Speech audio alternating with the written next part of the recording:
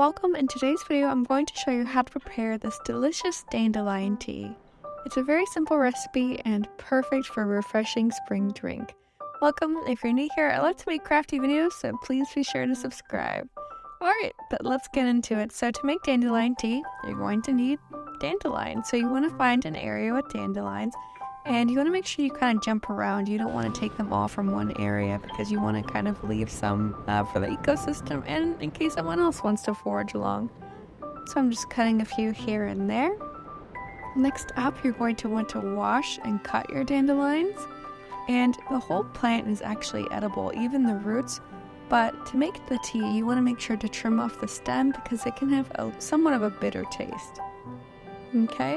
And what's actually so interesting about dandelions is that the name, it can help you identify its leaf shape. So dandelion, Dandelion, is French for lion's teeth, which is how the leaves look. I've never made dandelion tea before, but I'm definitely going to continue moving forward. They're just such a cool and versatile flower.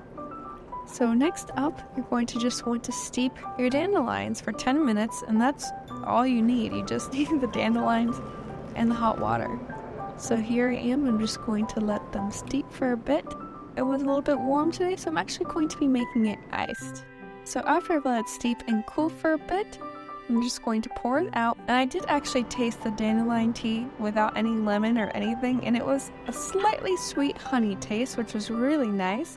But I'm going to go ahead and add in some lemon just to enhance the sweet tea experience.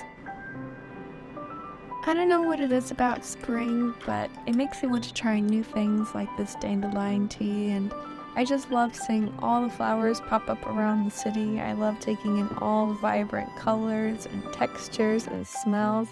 It's just so gorgeous experiencing spring in New York. It actually inspired me to go to the Met Museum. They have a Met library which had this exhibit on gorgeous decorative papers.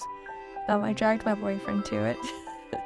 And just how gorgeous are these papers? I don't know, just dedicating some time to just appreciate color, whether it's in art or flowers. It's just such a nice activity in the spring, whether you have tea or you don't have tea.